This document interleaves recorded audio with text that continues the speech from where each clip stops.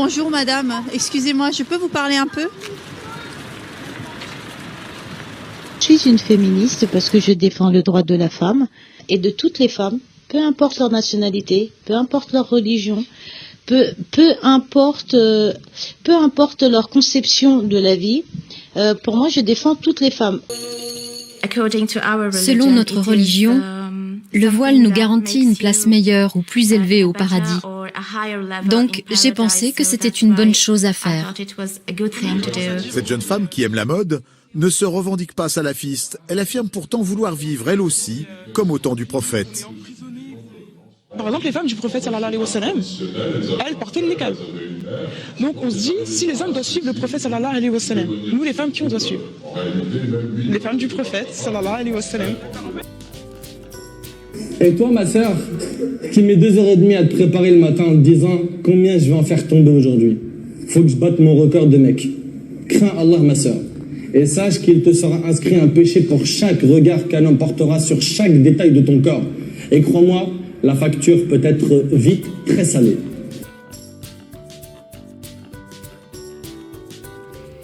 Je vais vous lire ce verset. الرجال قوام على النساء بما فضل الله بعضهم على بعض وبما أنفقوا من أموالهم فالصالحات قانتات حافظات للغيب بما حفظ الله والتي تخافون نشوزهن فعظوهن واهجروهن في المضاجع واضربوهن فإن أطعنكم فلا تبغوا عليهن سبيلا إن الله كان عليما كبيرا. C'est très étrange. À cause de la fente étroite au niveau des yeux, mon champ de vision est très limité. En réalité, à travers l'étroite meurtrière grillagée, ces femmes sont quasiment aveugles et risquent leur vie à chaque fois qu'elles traversent la route. Je ne peux plus voir mon corps, juste le sentir. Je suis voilée et pourtant exposée à tous les regards. Je ne peux pas soutenir celui des hommes. Je me sens intimidée. Et je me demande bien comment, dans ces conditions, l'émancipation de la femme musulmane pratiquante peut être possible. Elle ne doit pas non plus sortir de chez son époux sans son autorisation. Une dernière obligation que Jessica accepte et justifie. C'est dit dans le Coran que la femme, c'est mieux pour elle qu'elle reste à la maison. Pourquoi? Parce que c'est un danger pour elle de sortir dehors. Bon, danger pourquoi?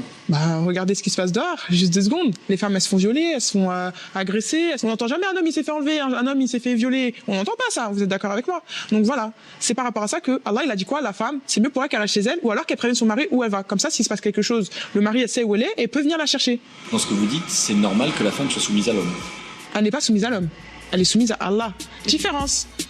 Pour Jessica, tout ce qui est écrit dans ce livre est à prendre au pied de la lettre. Chez les croyants, il y a pour ainsi dire une loi, un livre.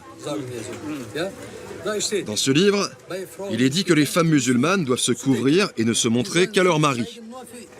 Qu'à leur mari, oui. Mais pourquoi c'est comme ça? C'est comme ça parce que... Exemple, si une jolie femme passe ici, devant des hommes... Une jolie femme vient juste de passer et il n'est rien arrivé. Non, c'est pas ça le problème. Là aussi, il y a une jolie femme. C'est pas ce que je voulais dire. Ce qu'il se passe, c'est que tous les hommes peuvent regarder cette femme et dans leur tête, avoir de mauvaises pensées. Oh là là, regardez ces mecs qui ne pensent qu'au sexe.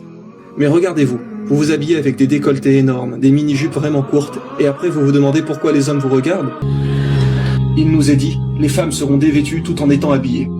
Inutile de trop développer cela, nous le voyons tous les jours aujourd'hui. Toutes ces femmes en tenue très courte et serrée, parfois transparentes. Nous croisons aujourd'hui des femmes en plein hiver avec des mini-jupes. Parce que si c'est le liquide spermatique, wallah, même si tu te laves les parties intimes, tu es impur. Ta prière n'est pas valable. 90% des prédicateurs, y compris le vendredi en cours de religion, se focalisaient sur les femmes. Ils nous expliquaient qu'elles étaient dangereuses et responsables de toute la misère du monde. Pour eux, tout ce qui se passait ici-bas avait un rapport avec les femmes. Si elles se voilaient, nous deviendrions une puissance mondiale. C'était aussi simple que ça. Dans cette banlieue de Lyon, des femmes semblent s'être résignées. Comme cette assistante maternelle qui fait tout pour ne pas se faire remarquer. On met des vêtements sombres, des pantalons, pas de jupe, pas de maquillage déplacé, de rouge à lèvres rouge, c'est pas possible. Voilà. On s'efface. On essaie de s'effacer. D'être le plus discret possible. Pourquoi? Parce qu'on a peur, tout simplement. Bonjour madame, excusez-moi, je peux vous parler un peu?